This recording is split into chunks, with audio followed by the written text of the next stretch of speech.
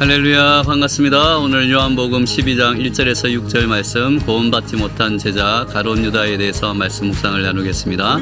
말씀 묵상 나누기 전에 우리 찬양 예수 열방의 소망, 우리 찬양으로 하나님께 나아가겠습니다. 예수 우리의 위로자, 주는 온 땅의 영원한 소망. 예수 어둠 속의 빛, 예수 변함없는 진리. 주는 온 땅의 빛이 되시네. 우리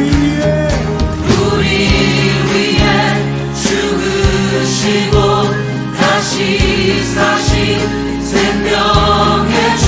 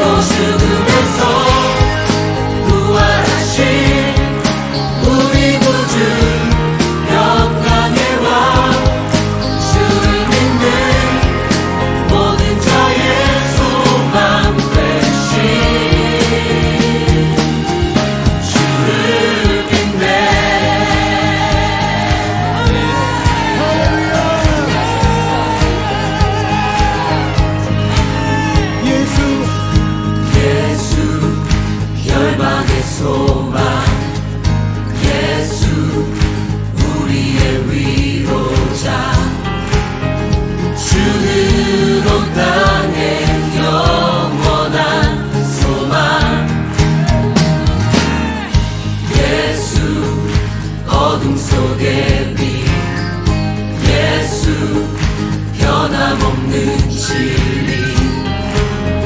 주는 온 땅의 빛이 되시네. 우리 위에 죽으시고 다시 사신 생명의 주.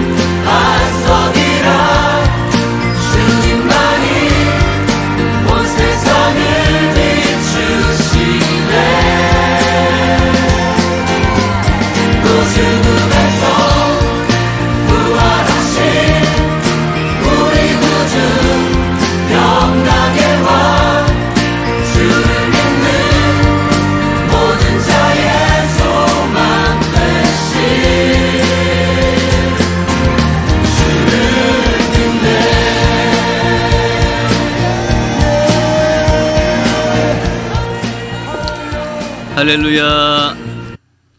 우리의 소망 되신 우리 예수 그리스도를 믿으며 찬양하며 이 시간 하나님의 말씀을 나누도록 하겠습니다. 오늘은 구원받지 못한 제자 가롯 유다에 대해서 말씀 묵상을 나누도록 하겠습니다. 요한복음 12장 1절에서 6절까지 말씀 먼저 같이 읽도록 하겠습니다. 6월절 엿새 전에 예수께서 베다니에 이르시니 이곳은 예수께서 죽은 자 가운데서 살리신 나사로가 있는 곳이라. 거기서 예수를 위하여 잔치할새 마르다는 일을 하고 나사로는 예수와 함께 앉은 자 중에 있더라. 마리아는 지극히 비싼 향유 곧 순전한 나드 한 근을 가져다가 예수의 발에 붓고 자기 머리털로 그의 발을 닦으니 향유 냄새가 집에 가득하더라. 제자 중 하나로서 예수를 잡아줄 가롯 유다가 말하되 이 향유를 어찌하여 300데나리온에 팔아 가난한 자들에게 주지 아니하였느냐 하니 이렇게 말함은 가난한 자들을 생각함이 아니요 그는 도둑이라 돈괴를 맞고 거기 넣는 것을 훔쳐가미러라. 아멘.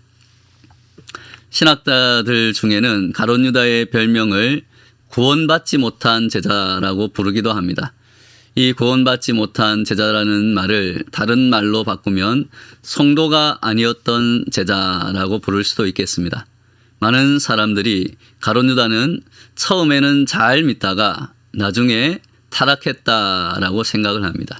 즉 자신이 생각했던 구원자인 예수님이 아니었다. 그래서 예수님을 배신하고 다시 민족주의적인 그러한 사고로 돌아가게 되었다. 그래서 예수님을 배신한 후에도 그 예수님을 배신한 것을 또 후회하기도 하여서 결국은 자살한 어떻게 보면 의로운 그러한 사람이었지 않는가라고 생각하기도 하는 것입니다. 그러나 오늘 성경 말씀을 통해서 우리는 가롯 유다가 처음부터 믿은 사람이 아니었다는 확실한 증거를 성경을 통해서 발견할 수 있습니다. 요한복음 6장 63절에서 예수님께서 말씀하시기를 같이 한번 읽어볼까요? 6장 63절 살리는 것은 영이니 육은 무익하니라. 내가 너희에게 이른 말은 영이요 영생이라고 하셨습니다.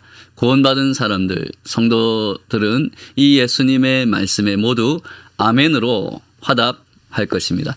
주님의 말씀이 곧 영이요 생명이라는 이 말씀 이후에 예수님께서 64절 말씀에 보면 그러나 너희 중에 믿지 아니하는 자들이 있느니라 하시니 이는 예수께서 믿지 아니하는 자들이 누구며 자기를 팔 자가 누구인지 처음부터 아심이러라고 예수님은 말씀하십니다.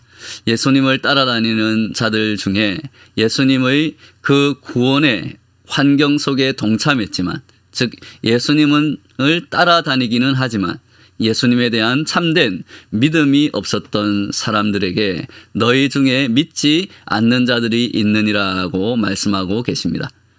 그러면서 가롯 유다를 명백하게 이 믿지 않는 자들이라고 지적하고 있는 것입니다. 이 말씀은 그 가롯 유다가 처음부터 믿는 사람이 아니었다. 성도가 아니었다라는 사실을 확실하게 우리에게 보여주고 있는 성경적인 증언이다라고 말할 수 있습니다. 그러므로 가롯 유다는 믿다가 타락한 사람이 아니라 종교적인 환경에 동참했을 뿐인 구원받지 못한 사람이라고 말할 수 있는 것입니다. 그래서 우리는 그 가롯 유다를 구원받지 못한 제자다라고 그렇게 이야기하고 있습니다. 설명을 할 수 있는 것입니다. 우리가 저 사람이 교회에 잘 나오다가 타락했다라는 말을 사용하기도 합니다. 그런데 어떤 사람은 참으로 잘 믿다가 타락한 사람도 있을 수가 있습니다. 그러나 그가 정말 한때 구원을 받았다면 하나님의 자녀가 되었다면 타락을 했다가도 그는 반드시 다시 돌아올 것입니다. 그가 만일 돌아오지 않는다면 그 삶에 관해서는 우리는 비록 그가 종교적 환경에는 참여하고 있었지만 처음부터 진정한 의미에서 믿음이 있는 사람이 아니었다라는 결론을 내릴 수밖에 없는 것입니다. 요한복음 13장은 예수님께서 제자들에게 발을 씻겨주신 유명한 말씀이 있습니다. 예수님께서 제자들의 발을 씻기다가 베드로의 차례가 왔습니다. 8절에 보면 베드로는 주께서 어떻게 내 발을 씻기실 수 있느냐고 처음에는 거절을 합니다. 그때 예수께서 대답하시되 내가 너를 씻어주지 아니하면 내가 나와 상관이 없느니라고 말씀하십니다. 이 말씀에서 예수님이 특별히 강조한 단어는 씻어주지 아니하면이라는 문장입니다. 요한복음에서 이 씻어준다, 씻긴다는 말씀은 죄 씻음이라는 사건을 설명할 때 많이 사용됩니다. 그리스도가 이 땅에 오신, 우리 예수님이 이 땅에 오신 가장 중요한 목적이 무엇입니까? 그것은 우리를 죄에서 해방시키시고 우리를 구원하기 위함이었습니다. 따라서 우리가 예수님을 통해서 죄 씻음을 받고 구원을 얻지 못한다면 예수님과 나와 상관이 없다라는 말씀입니다. 내가 너를 씻어주지 아니하면 내가 나와 상관이 없느니라는 그 예수님의 말씀에 베드로는 그럼 내 발뿐만이 아니라 내 손과 머리도 씻어 주십시오라고 요청을 합니다. 이 말씀에 예수님은 10절에 예수께서 이르시되 이미 목욕한 자는 발밖에 씻을 필요가 없느니라. 온 몸이 깨끗하니라. 너희가 깨끗하나 다는 아니니라고 하시니 말씀하십니다. 예수님은 두 가지 종류의 씻음이 있음을 보여주십니다. 발 씻음이 날마다 부분적인 죄의 자백과 회개를 통해서 죄 용서함을 받고 주님과 날마다 동행하는 사건을 말한다면, 즉 날마다 우리가 우리의 죄를 회개하는, 그리고 회개한 후에 죄 씻음을 받는 그러한 사건을 이야기한다면, 목욕은 예수님을 믿고 영접하여 일생에 한 번만 받는 구원, 거듭남의 사건, 즉 오늘날로 말하면 세례를 말한다고 할 수 있겠습니다. 구원받은 사람, 하나님의 자녀가 된 사람들이 여전히 이 땅에서 죄를 범하며 살아갑니다. 그러면 구원을 다시 받아야 합니까? 세례를 다시 받아야 합니까? 라고 질문할 수도 있을 것입니다. 이러한 질문에 예수님은 다시 구원받을 필요는 없고 다만 발만 씻으면 된다고 가르쳐 주시는 것입니다. 우리가 아침에 아무리 발을 깨끗이 씻고 나가도 저녁에 돌아와 보면 나도 모르게 이미 발은 더럽혀져 있는 것을 발견합니다. 흙을 딛고 다니는 내 발은 너무 쉽게 더러움을 탑니다. 구원받은 하나님의 자녀들도 나와 세상의 죄에 접촉하면서 끊임없이 오염되는 나 자신을, 자기 자신을 발견하게 되는 것입니다. 그렇다고 해서 우리가 근본적으로 하나님과 나와의 관계를 다시 만들어야 하는 것은 아닙니다. 나는 한번 믿음으로 영원히 하나님의 자녀가 되었습니다. 그러나 성도들이 부분적으로 더러움을 탈 때, 우리가 우리의 죄악으로 말미암아 죄를 저지르며 살아갈 때, 그때는 발만 씻으면 된다는 것을 예수님은 교훈해 주시고 있는 것입니다. 즉 우리 매일매일의 삶 가운데서 구원받는 세례는 한 번이면 족하지만 우리 매일의 삶에서 죄를 짓는 그 죄는 매일매일 발을 씻듯이 회개하고 용서를 받아야 된다는 것입니다. 그리고 하나님께로 돌이키는 삶으로 다시 돌아서야 한다. 하나님의 말씀대로 살아야 한다라는 것을 예수님은 제자들의 발을 씻겨 주심으로 보여주셨습니다. 그러면서 예수님은 너희가 깨끗하나 다는 아니니라고 말씀하십니다. 다시 말하면 예수님을 따라다니는 사람들 중에도 전혀 목욕의 체험이 없는 사람, 구원의 체험이 없는 사람이 있는데 그가 바로 예수님을 팔 가롯 유다라고 말씀하시는 것입니다. 그래서 우리는 이 말씀을 통해서 가롯 유다의 별명을 구원받지 못한 제자라고 붙일 수가 있는 것입니다. 가롯 유다의 이름에서 유다란 말은 찬양이라는 아름다운 뜻을 가지고 있습니다. 가룟은 헤브론 밑에 있는 지방의 이름입니다. 여호수아 15장 24절에 보면 유다 지파가 점령했던 남방 마을 중에 하나가 바로 가룟이라는 고을이었습니다.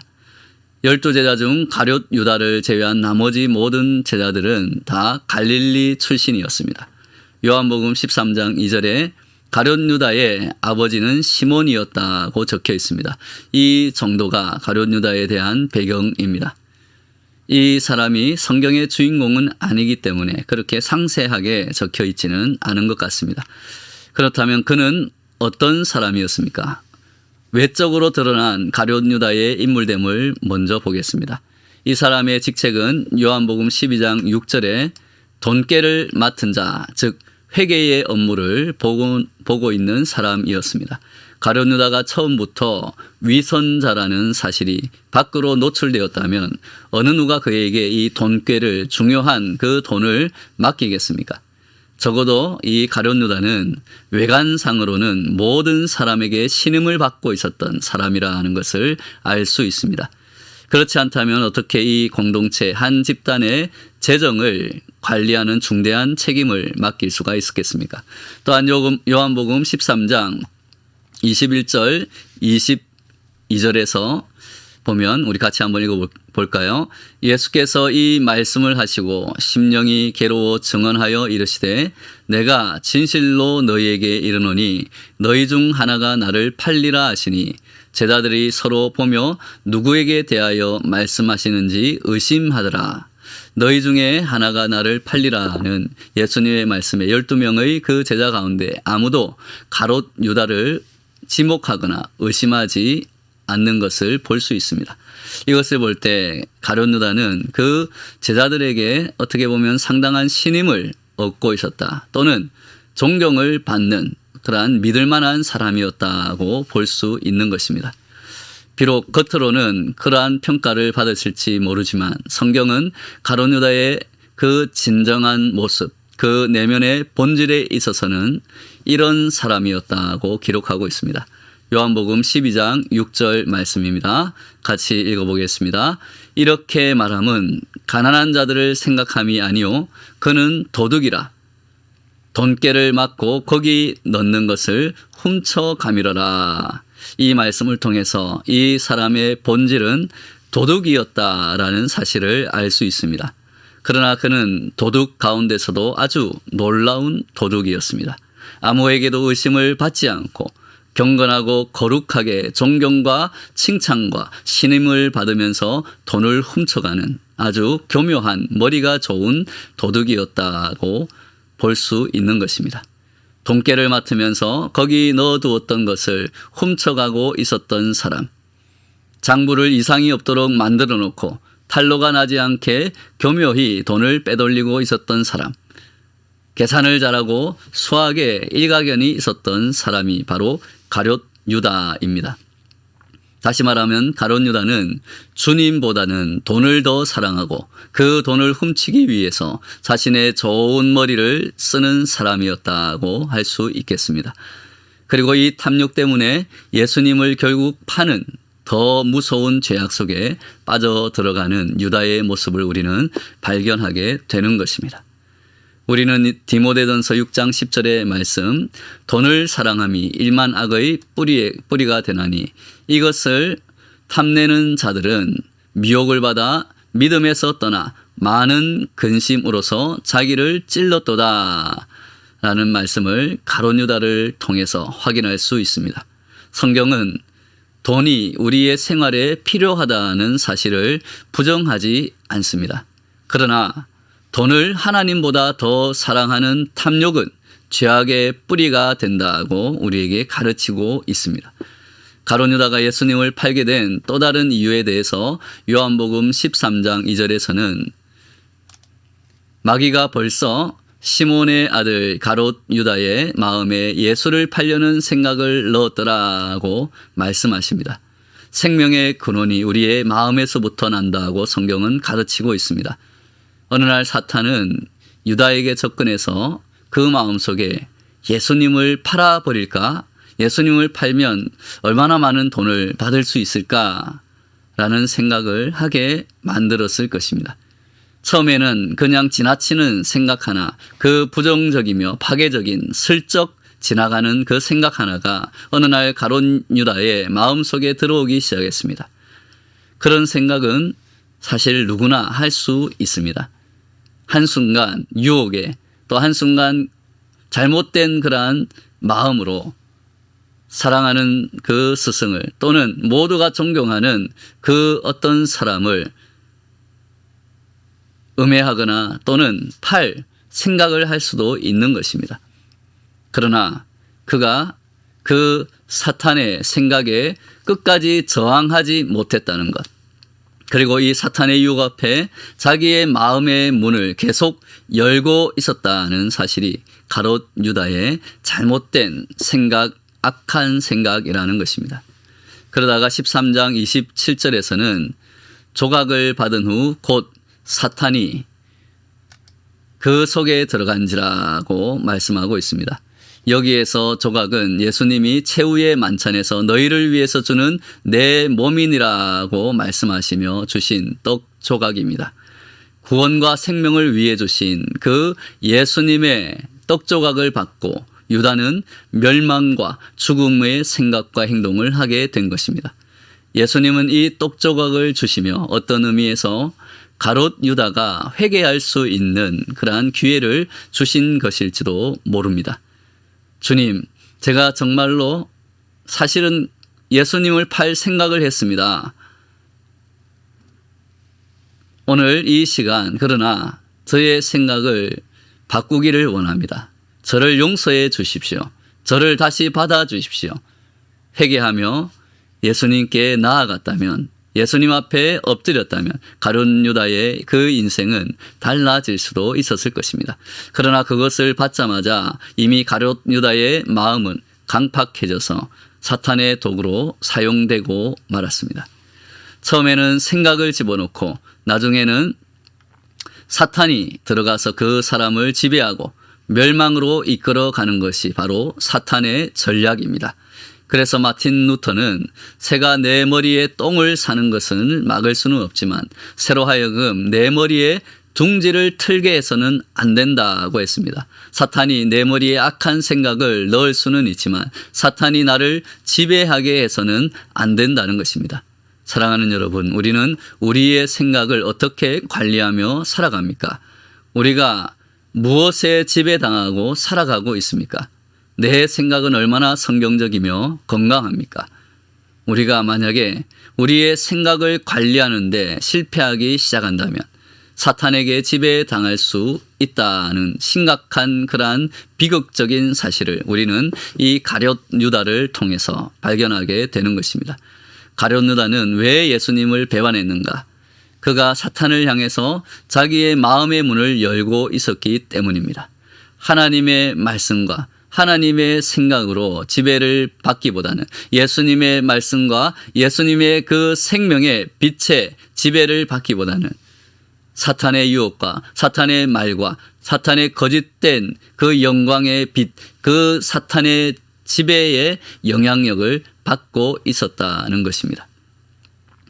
우리의 마음과 생각을 그러므로 우리는 하나님의 말씀으로 무장하고 있어야 한다는 것입니다. 사탄의 시험과 사탄의 생각을 단호하게 하나님의 말씀으로 물리쳐야 사탄에게 지배당하여 멸망하지 않고 하나님의 영광의 빛 안에 거하며 영생을 얻을 수 있기 때문입니다. 그러면 이 모든 사실을 아시면서도 예수님은 왜 가롯 유다를 제자로 선택했는가라는 이해할 수 없는 신비에 대해서 조심스럽지만 오늘 성경적인 견해를 한번 살펴보도록 하겠습니다. 우리는 성경을 통해서 두 가지의 대답을 말할 수 있습니다. 첫 번째의 이유는 모든 교회의 공동체, 영원히 이러한 가롯 유다와 같이 비극적인 사람들이 존재할 수 있음을 알려주시기 위함입니다. 예수님의 제자들 가운데서 믿지 않고 배신하는 사람이 있었습니다.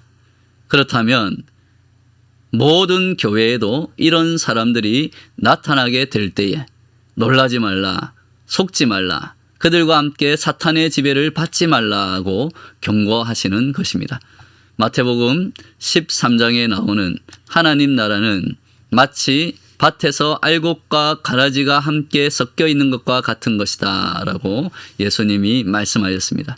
가룟 유다처럼 가라지가 되어서는 안 된다는 것을 알려주는 것입니다. 두 번째의 이유는 사탄과 인간의 어떠한 악이 있을지라도 하나님께서는 구원을 이루신다는 것을 보여주시기 위함입니다. 어떤 사람들은 십자가가 하나님의 계획이라면 가룟 유다는 혁혁한 공을 세운 사람이 아닙니까?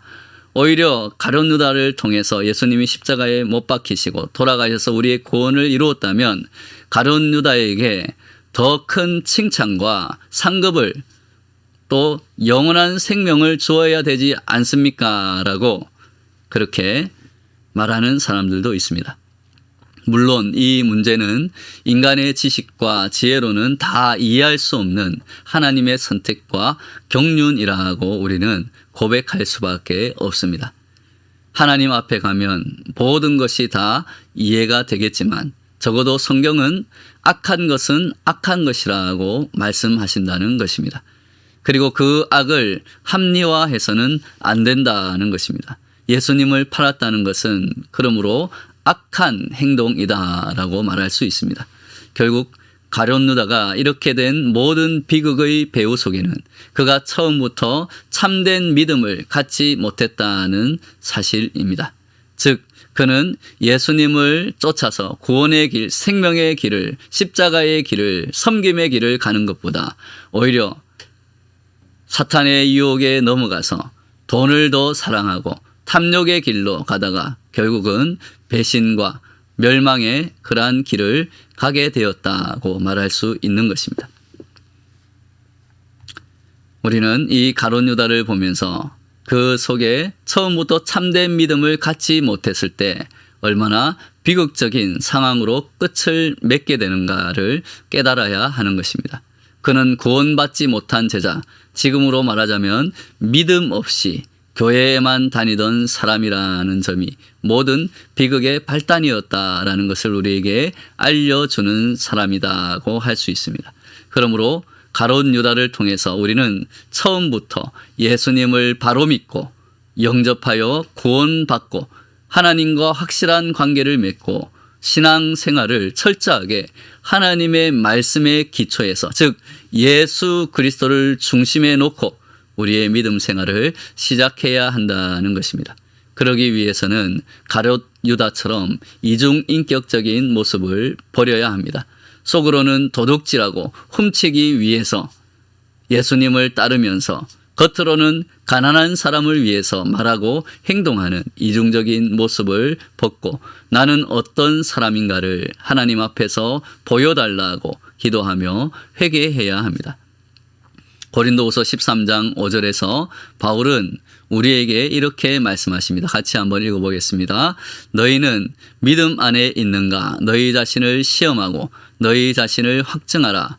예수 그리스도께서 너희 안에 계신 줄을 너희가 스스로 알지 못하느냐? 그렇지 않으면 너희는 버림받은 자니라. 바울 사도는 교회에 출석하는 모든 성도들이 자기의 영적 상태에 대한 올바른 진단을 하기를 촉구하고 있습니다.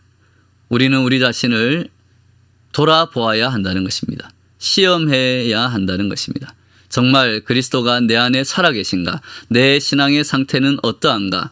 예수님을 닮아가려고 노력하고 있는가? 나와 하나님 사이의 관계가 올바르게 되어 있는가?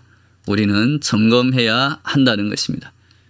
내가 교회를 다니면서 하나님을 믿고 하나님과의 올바른 관계를 정립하고 또 하나님의 자녀가 되어서 예수님을 따르고 예수님이 우리에게 알려주신 그 사랑과 진리대로 살아가려고 노력하고 있는가?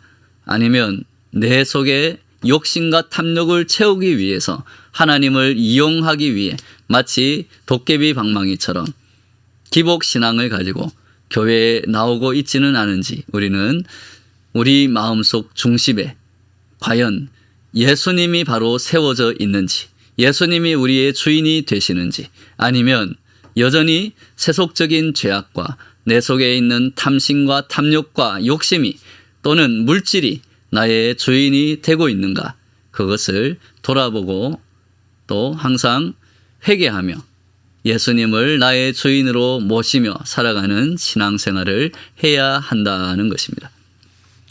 또한 자기의 의를 버려야 한다는 것을 우리는 가룟 유다를 통해서 볼 수 있습니다. 가룟 유다는 겉으로는 의인처럼 말했습니다. 가난한 사람에게 나눠주면 얼마나 좋겠소라고 정의롭게 이야기하는 가룟 유다의 모습에서 얼마나 자기의 의를 드러내려고 하는가를 볼 수 있습니다. 예수님의 영광보다 자기의 생각, 자기의 의를 주장하고 있는 것입니다. 자기의 의를 고집하는 사람은 구원받기가 어려운 사람입니다. 그리스도인은 하나님 앞에 주장할 수 있는 나의 의가 아무것도 없음을 깨달은 사람, 그러기에 오직 예수 그리스도의 그 보혈의 공로만을 의지하고 예수님만을 통해서만 구원받을 수 있다고 고백하는 사람이 우리 성도들입니다. 그 믿음을 통해서만 하나님 앞에 의롭다 하심을 얻는 것입니다. 가룟 유다에게도 회개할 기회가 여러 번 있었을 것입니다. 그러나 그 기회 앞에 올바른 응답을 하지 못한 것이 그의 잘못입니다. 최후의 기회는 예수님이 십자가에 못 박히시기로 결정된 이후 마태복음 27장 1절에서 5절까지의 말씀입니다. 우리 같이 한번 읽어보겠습니다. 새벽에 모든 대제사장과 백성의 장로들이 예수를 죽이려고 함께 의논하고 결박하여 끌고 가서 총독 빌라도에게 넘겨주니라.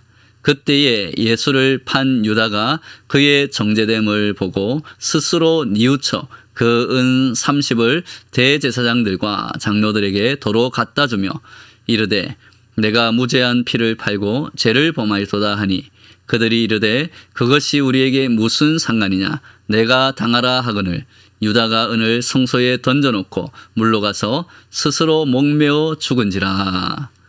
이 말씀에서 유다가 스스로 뉘우치고 죄를 범하였도다 자백하는 장면을 봅니다. 이것은 유다의 마지막 비극 가운데 가장 무서운 비극의 한 장면입니다. 유다는 후회하고 뉘우쳤지만 회개하지 않았다는 것입니다. 그는 회개에 이르지 못하는 후회만을 남긴 채 자살을 하고 만 것입니다. 후회와 회개는 어떻게 다릅니까? 후회는 했지만, 뉘우침은 있었지만, 죄에 대한 자백은 있었지만, 죄로부터 돌이켜서 하나님 앞으로 와서 하나님께 용서받고 하나님과 다시 올바른 관계를 맺고 구원의 길로, 생명의 길로 돌이키면 되는데, 후회하며 뉘우치고 절망하고 그것을 끝으로 회개하지 않고 하나님께로 돌아서지 않고 스스로 목을 메어 죽어버리고 말았다는 것입니다. 이것은 끝까지 하나님을 믿지 못했다는 것입니다. 자신의 죄와 후회보다, 절망보다 더 큰 은혜를 베푸시고 용서하실 수 있는 하나님을 믿지 못했기 때문에 끝까지 가룟 유다는 하나님께로 돌아오지 못하고 자살을 하고 만 것입니다. 내가 이렇게 큰 잘못을 했는데 그것을 뉘우치고 후회하면서 나 같은 사람은 하나님이 용서하지 않을 것이야. 그러한 하나님을 믿지 못하는 그러한 믿음이 그를 자살이라는 그러한 악한 생각으로 이끌고 간 것입니다. 그 속에는 사탄이 도사리고 있음은 말할 나위가 없습니다. 사탄이 바라는 것이 그것입니다. 하나님의 은혜와 하나님의 사랑과 하나님의 용서하심을 믿지 못하도록 만드는 것. 그것이 사탄이 바라는 가장 큰 그러한 유혹입니다. 그렇게 사람을 자기의 죄를 뉘우치고 회개하고 하나님께로 돌아서지 못하게 만드는 것. 그래서 결국 자살을 하게 만들고 멸망의 길로 가게 만드는 것이 사탄 마귀의 그러한 가장 큰 유혹이라는 것입니다. 끝까지 불신앙의 모습으로 파멸의 길, 사탄의 길을 선택하게 된 가룟 유다. 요한복음 13장 30절 말씀에 이렇게 표현하고 있습니다. 우리 같이 한번 읽어보겠습니다. 유다가 그 조각을 받고 곧 나가니 밤이러라. 하나님의 생명의 빛, 예수님의 생명의 빛을 떠나 사탄의 지배를 받고 나간 유다의 상태를 오늘 어두운 밤으로 표현하고 있습니다. 사랑하는 여러분, 오늘 가룟 유다를 통해서 사탄이 지배하는 밤과 같은 어둠에서 죄악된 그러한 삶에서 벗어나 진정한 회개를 통해 예수님의 생명의 빛으로 나아와서 예수 그리스도의 생명의 빛을 이제는 바라며 세상에 비추며 생명을 살리며 살아가는 저와 여러분 되시기를 예수님의 이름으로 축원합니다. 아멘.